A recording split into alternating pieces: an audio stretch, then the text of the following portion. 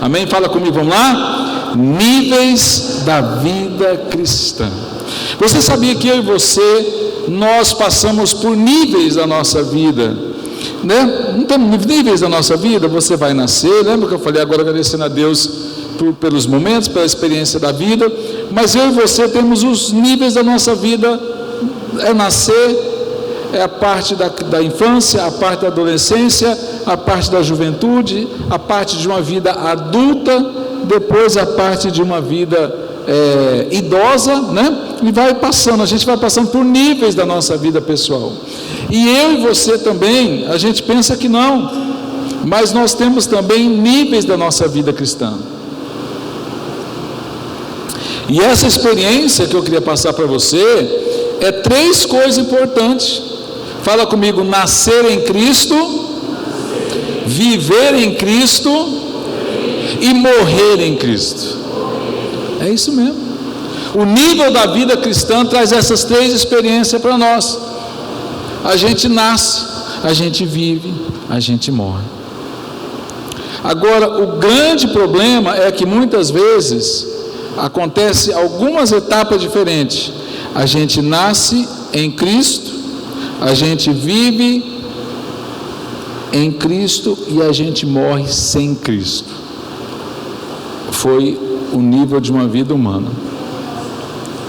Agora, o nível da vida cristã, eu e você, nós precisamos chegar até a etapa final. Só vale a pena quando chega até a etapa final, que é, fala comigo, nascer em Cristo, viver em Cristo e morrer em Cristo. Essas etapas que fazem a diferença para a nossa vida. Por isso, quando a gente traz, olha lá, ó, a vida estava nele, amém? E ele era o quê? A luz dos homens. Claramente Deus fala sobre isso. A vida estava nele. Eu posso até afirmar, a vida não estava nele, a vida está nele, a vida é nele. Mas quando João estava narrando naquele momento ali, ele te falou: olha, a vida estava nele. Por isso que Jesus fala o quê? Eu sou o caminho, a verdade e a vida. Aquele que crê em mim jamais perecerá. Ele fala claramente assim: olha, eu sou o caminho, eu sou a verdade, eu sou a vida. É muita responsabilidade que Cristo traz para ele. Gente, para Cristo falar isso, ele tinha concepção e ele tinha a plena certeza disso. Ele falava: eu sou o caminho, eu sou a verdade e eu sou a vida. Jesus era absoluto naquele momento. Ele se revelava aos apóstolos naquele momento de forma absoluta. Ele falou: gente, não tem outro caminho. Eu sou o caminho, eu sou a verdade, eu sou a vida.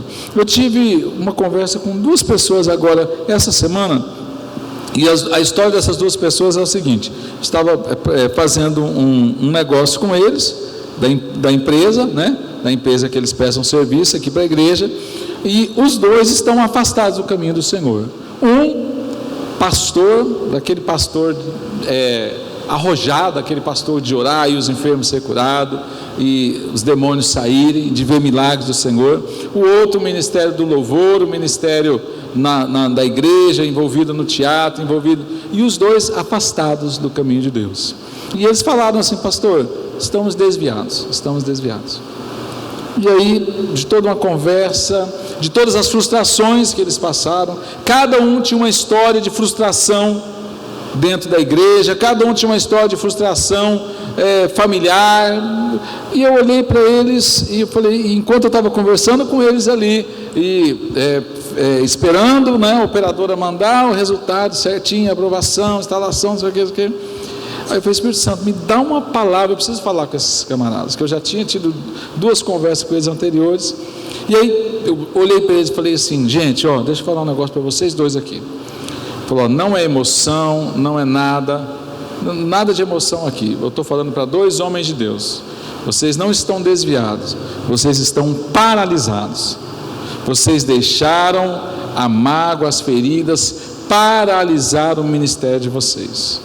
E sabe quem está lucrando? Porque não tem. Eu falei: gente, vocês já sabem. Vocês sabem o Deus que vocês serviram. Vocês sabem os milagres. Vocês sabem a libertação. Vocês sabem a cruz. Vocês sabem que não tem volta. Vocês estão caminhando para o inferno paralisados de forma lúcida. E eu vou falar uma coisa para vocês de forma lúcida, sem emoção.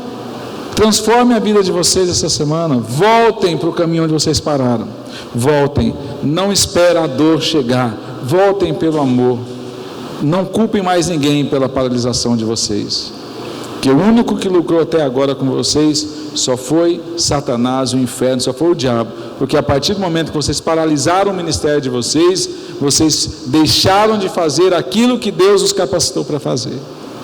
Então eu não vou, dessa forma assim, como se eu estava dando um conselho empresarial para eles. Falei, olha, então está na hora de vocês voltarem.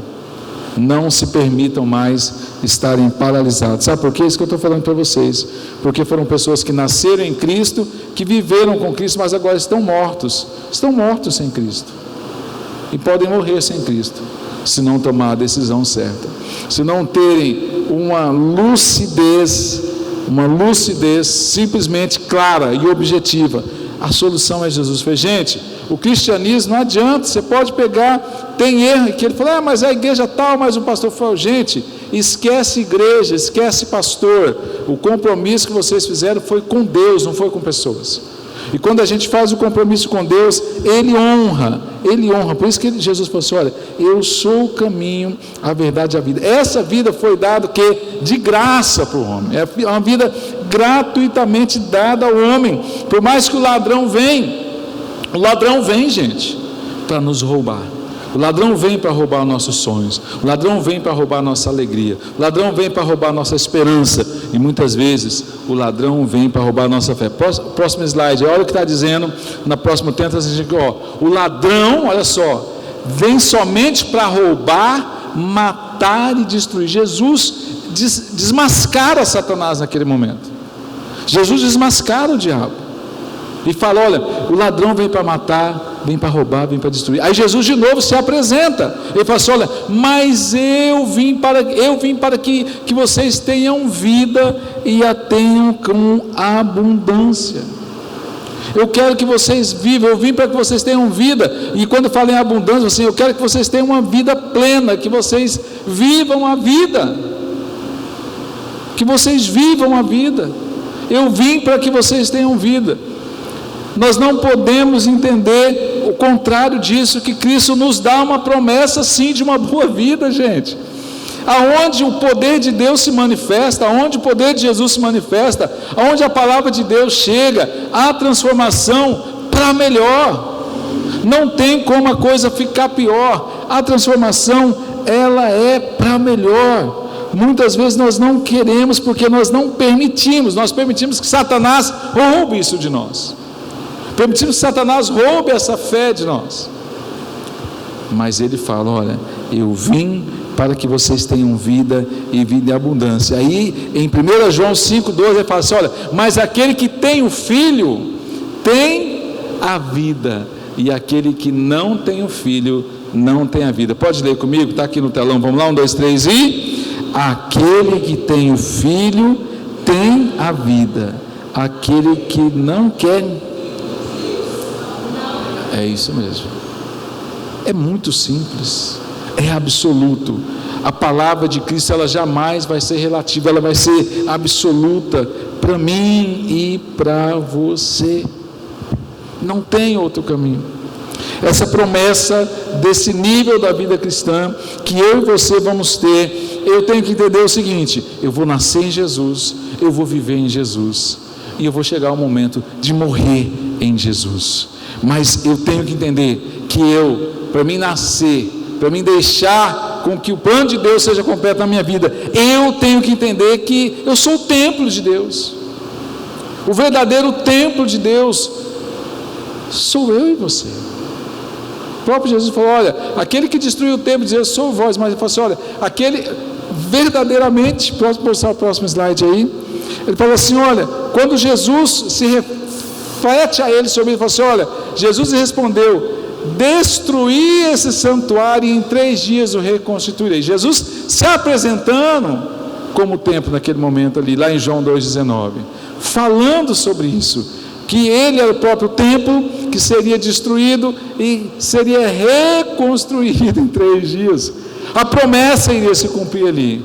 E aí, quando se fala da igreja, que traz para mim e para você o que é ser igreja, porque o grande problema é esse: nós, de uma forma quase que inconsciente, a gente fala assim, vamos para a igreja. Realmente, a igreja é missionária, a igreja é templo. Não, a igreja não é templo, a igreja é eu e você. Por isso está em 1 Coríntios 16 falando assim, olha, não sabeis que sois santuário de Deus, e que o Espírito de Deus habita em vós. O santuário de Deus é eu e você. O Espírito Santo habita em mim e em você. Por mais que a gente chega num lugar, você já teve essa experiência de você chegar num lugar e falar assim, rapaz, a presença do Espírito Santo era real neste lugar. A presença não é real neste lugar. A presença do Espírito Santo é real aqui dentro. É real neste lugar.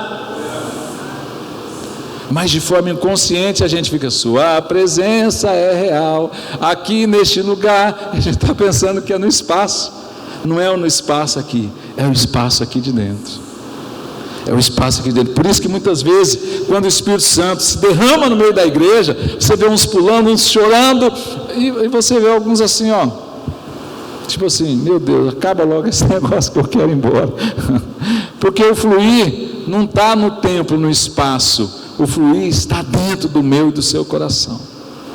Então, Jesus falando claramente, se representando como templo, que seria destruído, mas em 3 dias reconstituído, profetizando a sua ressurreição, traz essa palavra para a igreja: não sabeis que sois o santuário de Deus e que o Espírito de Deus habita em vós. Por isso que ele fala, olha, gente, vocês precisam ficar em Jerusalém, para que do alto vocês sejam revestidos do poder, e aí vai fazer a diferença. Então, eu e você somos igreja, eu e você passamos por essa etapa, o nível, cada um de nós vamos passar por esses níveis da vida cristã, entendendo que eu sou igreja, eu sou corpo. O cristão em si é a igreja, o cristão em si é a experiência de Cristo. Olha lá em 1 Coríntios 6,19, acaso não sabeis que o vosso corpo é o santuário do Espírito Santo, que está em vós, e o qual tendes da parte de Deus,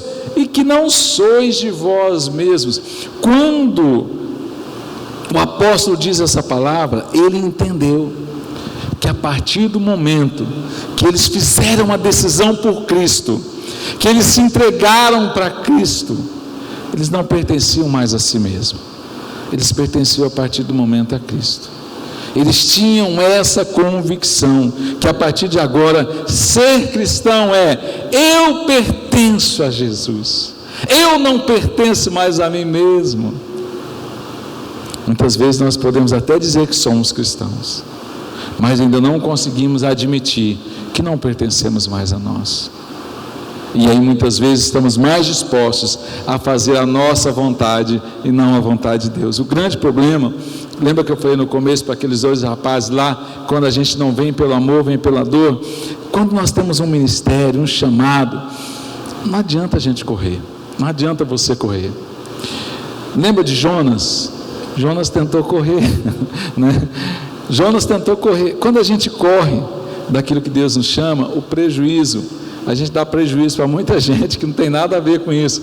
Lembra do prejuízo que Jonas deu para os donos do barco? Teve que jogar a carga, teve prejuízo, e no final ele teve que fazer aquilo que Deus mandou, e ponto final. Que Deus falou, você vai fazer, camarada. Lembra do próprio Moisés, que tentou se esquivar de Deus, falou, Senhor, eu não posso, porque eu sou gago. Moisés era gago. Inclusive, gente, Moisés não falava com ninguém. Moisés não falava com ninguém. Quem falava era Arão. Arão era a boca de Moisés ao faraó. Moisés só falava para Arão, e Arão falava a faraó. Porque Deus falou assim, olha, já que você não quer falar, eu vou usar o seu irmão. Eu falo para você, você fala para o seu irmão, e o seu irmão fala para faraó. Sempre Arão era o interlocutor de Moisés. E a grande diferença é isso: quando Deus nos escolhe, sempre a gente quer criar um motivo, né? Lembra que eu falei? Isso aí já é o próprio ladrão da alegria, que nos convence de a gente quer colocar um motivo, a gente quer colocar uma barreira para nos impedir de fazer realmente a vontade de Deus, aquilo que Deus nos chama. Amém? Não tem para onde correr. Eu e você, o cristão, entende que agora não somos mais de nós mesmos, nós pertencemos a Cristo. Agora, porque a vida cristã é a vida de Cristo na minha vida. A vida cristã tem que ser a vida de Cristo na sua vida. Olha lá em Atos 11, 26, fala assim, olha, tendo encontrado, levou para Antioquia, e por todo um ano se reuniram naquela cidade, e ensinaram a uma numerosa multidão em Antioquia, e foram os discípulos pela primeira vez chamados cristãos. Foram chamados de cristão porque a palavra cristão era verdadeiramente aquele que vivia a vida de Cristo. Então fala comigo aqui, ser cristão é viver a vida de Cristo. Amém, gente? Se nós não entendemos que é isso, não saberemos o que é cristianismo. Viver a vida de Cristo. Agora, como que eu posso viver a vida de Cristo? Existem algumas coisas importantes que eu e você temos que ter para viver a vida de Cristo, né? Eu me lembro de um amigo meu, que eu tenho muita história para contar, e muita experiência de relacionamento e testemunho, mas essa eu sempre gostei de relatar, de um irmão, e ele foi no Paraguai, em Cidade do Leste, e ele foi com a Hilux, aquela Hilux que tinha saído, eu esqueci o modelo agora, mas é aquela Hilux toda fechada, esqueci o modelo, e o pessoal falou, não passa a fronteira, né? SW4, isso. E o pessoal falou para ele assim, cara, não passa a fronteira, não passa a ponte, senão você vai ficar sem sua caminhonete. Ele falou, não, eu vou, Deus me protege, tal, ele vou. Só que ele passou a ponte para trocar os pneus da caminhonete. Quando chegou lá, sequestraram a esposa dele, mais um amigo, e liberaram ela, falou, você vai ter que liberar o carro para nós vamos comprar o carro, sua caminhonete. Nós vamos pagar R$5.000 pela sua caminhonete. Sua caminhonete tem seguro, e aí não tem problema, mas a sua caminhonete não sai mais daqui. Aí ele olhou para o ladrão, né? Olhou para ele crente, né? Ele crente, um homem de Deus. Aí ele falou assim, você vai chegar lá, vai mentir para a seguradora, que o seu carro foi roubado, e você vai ganhar outro, e tá beleza, né? Aí ele olhou para o rapaz e falou assim, mas eu não puesto, eu sou cristiano, eu não puesto hacer isto. Aí o rapaz olhou para ele, tirou uma cruzinha e falou assim, eu também. Ele falou assim, eu não posso, eu sou cristão. Aí o ladrão tirou a cruzinha e falou, eu também sou cristão. Eu também sou cristão. Se você for no presídio hoje, é o que você mais vai ver lá, é cristão. Se você for na favela do Rio de Janeiro, 90% daquelas pessoas que estão com fuzil lá, eles se dizem cristãos. Se dizem cristãos. Chega lá nos terreiros de Umbanda, de Quimbanda, né? E quebra tudo, e atira, ameaça o pessoal de morte, né? Das outras seitas lá. Se eles falarem, são cristãos, porque eles não entenderam o que é ser cristão. Ser cristão é viver Jesus. Eu não posso falar que eu sou cristão se eu não vivo aquilo que Cristo vive, se eu não deixo Cristo viver em mim. Então, para mim entender, a primeira coisa, para mim viver a vida de Cristo, eu tenho que ter comunhão e união com Deus. Se eu não tiver essa comunhão, essa união com Deus, eu não posso dizer que eu sou cristão. Eu posso dizer que eu fui cristianizado, entendo o conceito cristão, mas o cristão verdadeiro, ele obedece a Deus. Então, o próprio Brasil, né, não é um país cristão, pode ser que é um país cristianizado, ele tem a cultura cristã, mas se não vive essa cultura, essa comunhão com Deus, está dizendo lá no Salmos 27, 4, dizendo o seguinte, uma coisa eu peço, Senhor, e a buscarei, que eu possa morar na casa do Senhor todos os dias da minha vida, para contemplar a beleza do Senhor e meditar no seu. Eu consigo entender, como é que eu consigo entender pessoas que se dizem cristãs, mas não gostam de Cristo? Ele é cristão, mas ele não ora, ele não lê a Bíblia, ele só vem na igreja uma vez por semana, ele só vem na igreja uma vez por mês, oração, jejum. O cristão verdadeiro, ele tem sede de Deus, ele tem vontade de estar na presença de Deus. E eu não estou falando que os outros cristãos não são, mas o cristão que realmente pode dizer que ele vive a vida de Cristo, porque os outros não vivem. Eu gosto tanto de Deus que eu quero Deus bem longe de mim. Deus está longe dos meus planos, Deus está longe dos meus projetos, Deus está longe dos meus anseios. Esse não é o verdadeiro cristianismo que Jesus quer na igreja. Sempre em último lugar. Jesus está sempre em último lugar. Jesus é só se der tempo. E aí? Nós temos que fazer uma avaliação sobre isso. Mas o próprio Jesus falou: olha, busque primeiro o reino de Deus e as outras coisas vão ser acrescentadas. Eu tenho que avaliar se eu sou cristão, se eu busco essa comunhão com Deus. Os níveis de uma vida cristã, ela também é figurada, gente. Eu achei tremenda essa palavra. No momento de templo, quando eu e você somos templo. Lembra que eu falei? As etapas da vida cristã: o nascer, o viver e o morrer. Eu nasço, eu venho crescendo, eu vivo, eu morro em Cristo. Mas quando eu posso trazer figurado também para você, quando o Templo de Salomão fala isso, níveis de uma vida cristã figurada, quando se fala nos livros, né? No Templo de Salomão, naquele momento ali muito importante. A primeira coisa é o átrio. O que é o átrio? Infelizmente aqui não tem como mostrar para vocês, mas funcionava mais ou menos como se fosse dessa forma. O átrio é a entrada da igreja, o portão ali da entrada até a porta, né? Aí o lugar santo seria o lugar onde vocês estão sentados aqui. Estou ilustrando de uma forma bem simples para você entender. E o santo dos santos é o púlpito para cá, entendendo? Ali no átrio chegava até um limite para as oferendas ao Senhor. Aqui no santo ficavam os sacerdotes, mas aqui no santo do santo, que era o púlpito, só podia subir o sumo sacerdote. E o sumo sacerdote, quando ele entrava no templo, ele tinha, uma vez por ano, ele tinha que entrar para oferecer o sacrifício, para fazer todo o processo religioso lá, com o sangue do cordeiro, passar nas pontas da arca da aliança, e se ele tivesse algum pecado, ele caía morto, e quem entrasse em pecado no santo dos santos, morria. Tanto que no vestido do sumo sacerdote, era todo cheio de sininhos, e esses sininhos ficavam balançando, porque ele ficava andando lá dentro, com uma corda amarrada na cintura. Ele entrava no santo dos santos para oferecer o sacrifício ao Senhor, pelo pecado do povo, mas se o sumo sacerdote tivesse em pecado, ele já caía morto aqui. Então os outros sacerdotes ficavam olhando, se o sininho, enquanto ele estava andando lá, se o sininho parasse de balançar, de fazer o barulhinho, né, aquele barulhinho de sininho, eles já entenderam que o camarada tinha morrido. Aí com a corda eles puxavam o sumo sacerdote, eles puxavam o corpo do sumo sacerdote de volta.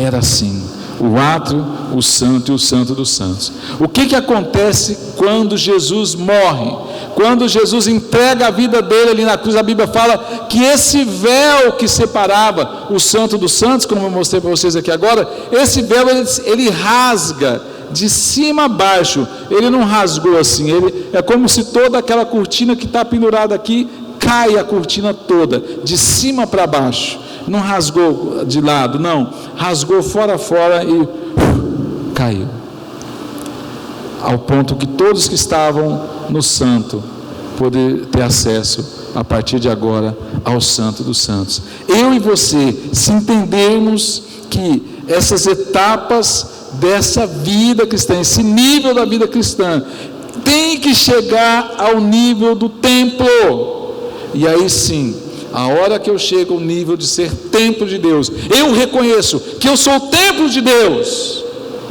o diferencial vai acontecer na minha vida.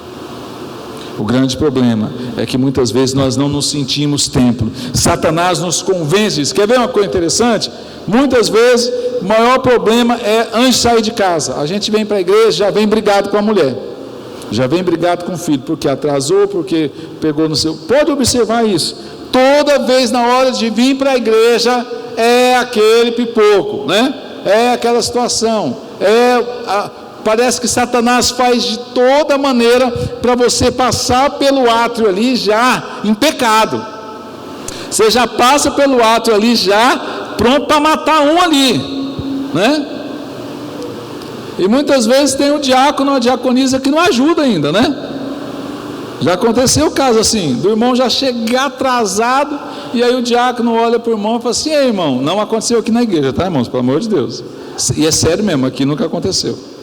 E o diácono fala: ô, irmão, está atrasado, ó. Isso é hora de chegar na igreja. Aí a pessoa pega, nem entra, volta e vai embora, né?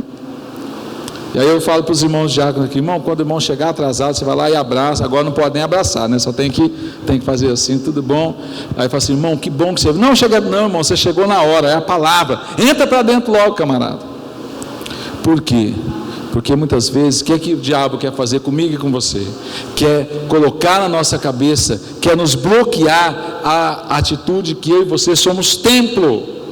E quando nós temos a atitude que eu e você somos templo, se a gente já chega trancado, já chega carregado, já chega chateado, já chega estressado, irmãos, é muito difícil deixar o fluir de Deus sobre nós. Nós temos que ter muita sabedoria. E sabedoria é isso, é eu chegar a vida no ato. Olha que coisa interessante, ó. Olha lá, coloca aí a vida no ato para nós, a vida no ato.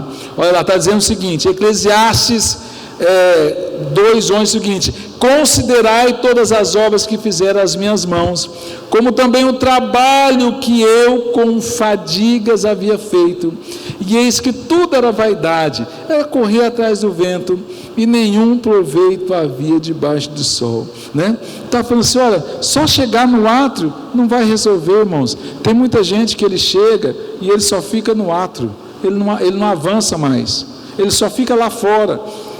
Você conhece alguma pessoa assim, que ele só fica lá fora, ele só fica no portão para fora da igreja? Ele chega, eu tinha essa experiência quando eu era criança mesmo, né? Inclusive alguns, quem está aqui lendo o livro do irmão André comigo, o irmão André falava que ele chegava no culto, o culto estava tudo acontecendo, ele criança, ele corria e saía para fora: pai, vou beber água, né?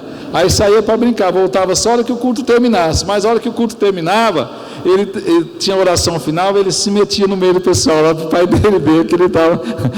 Eu fiz muito isso também quando eu era criança. Quando eu era criança eu fazia isso. Eu estava lá no meio da igreja, eu saía, ficava brincando com a gurizada lá, nos ônibus, atrás lá, fazendo arte. Aí quando o culto estava para acabar, o que acontecia? Aí eu corria lá e me misturava no meio do pessoal para minha mãe ver, entendendo? Que eu estava no culto, né? Gente, tem muito filho de crente que faz isso, né? Por quê? Ele só está ali no átrio, ele só está lá fora, está no portão, Eu tinha um amigo, um grande amigo, e ele que construiu essa igreja aqui. Ele está vivo ainda, tá? Foi que tinha, não, que ele tenho ele. E ele tinha ele estava pronto para servir, pronto para ajudar na construção, pronto para carregar, pronto para servir. Só que ele não conseguia sentar aqui na frente para ouvir uma palavra. Na maioria das vezes ele ficava só lá fora, no portão lá fora, conversando com um, conversando com outro, conversando com um. E aí um dia eu cheguei para ele e falei assim: camarada, que tal? Ele falou assim: não, falou, você vai ter que fazer o seguinte: não, eu quero fazer a obra, tal. Eu falei: não, você vai ter que deixar Deus fazer a obra de você. Você está pronto para trabalhar para Deus, mas não está deixando Deus trabalhar na sua vida.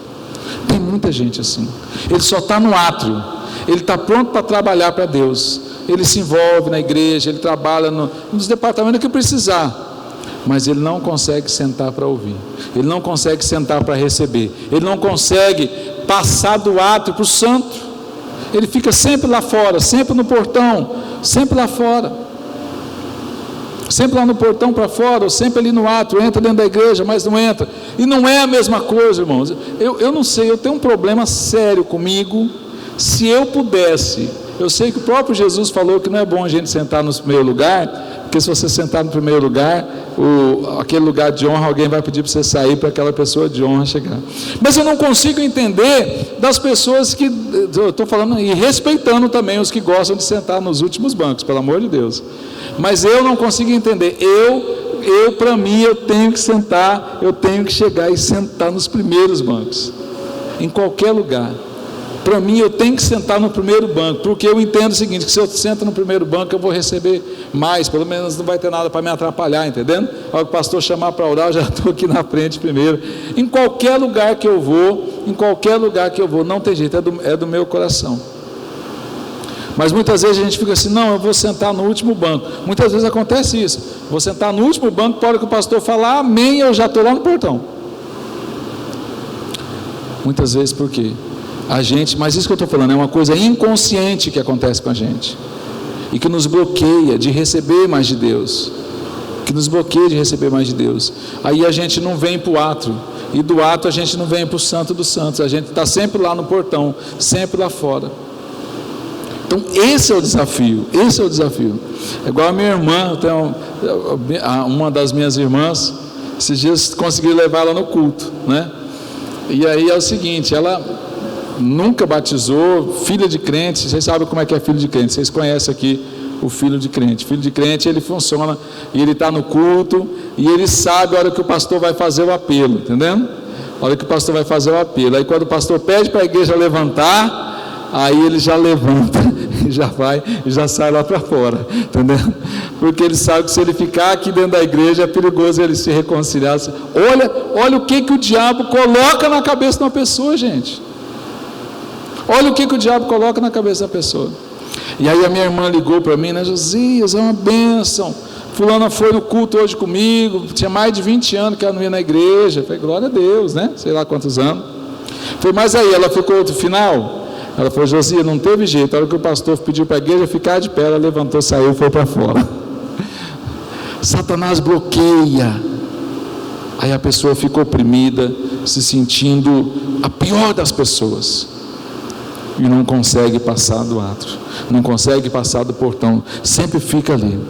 Mas quando eu e você chegamos no santo, né, no lugar santo, amém? Glória a Deus, a vida no lugar santo, olha o que está lá em Coríntios, coloca lá, a vida no lugar santo. Quando a gente entra no lugar santo, gente, aí é diferente. Começa já, lembra que eu falei da primeira parte, segunda parte? Olha lá, o lugar santo, no que se refere às coisas sacrificadas a ídolos, reconhecemos que todos somos senhores do saber. O saber ensoberbece, mas o amor edifica. Se alguém não julga saber alguma coisa com efeito, não aprendeu ainda como convém saber. Mas se alguém ama a Deus, esse é conhecido por Ele. Fala comigo, se eu amo a Deus, eu sou conhecido por Ele. Quando a gente entra no santo, irmãos, não importa mais se a gente sabe ou não sabe. Quando a gente entra no santo, não importa mais se é maior ou menor. Eu sempre falava isso aqui, faz muito tempo que eu não falei isso. Falou, gente, aqui pode ter prefeito, pode ter coronel, pode ter capitão, pode ter doutor, não sei do que, mas não tem jeito. Quando você entra no átrio, e do átrio você entra do santo, a autoridade aqui é Jesus. A partir do momento que passa o átrio, que entra no santo, a autoridade é Jesus. A autoridade é Jesus. Ele é a autoridade. Pode ter capitão, pode ter coronel, pode ter juiz de direito, pode ter, mas a sensação que todos têm é a mesma, porque não é nem que exigimos que seja isso, mas a própria pessoa se sente dessa forma. Pastor Jorge Linhares fala isso. Falou, gente, eu tenho aqui na minha igreja diácono, que é juiz de direito, que é promotor, que é capitão, que está carregando as suas malas do encontro com Deus, que está desenvolvendo, que está sendo servo seu aqui. Eles são autoridades da porta da igreja para lá. Quando eles chegam aqui, eles compreendem, eles entendem que a autoridade no santo é Jesus. Quando alguém entende que a autoridade é Jesus sobre a vida dele, ele já saiu do átrio, ele veio para o santo. Ele entende agora que ele é igual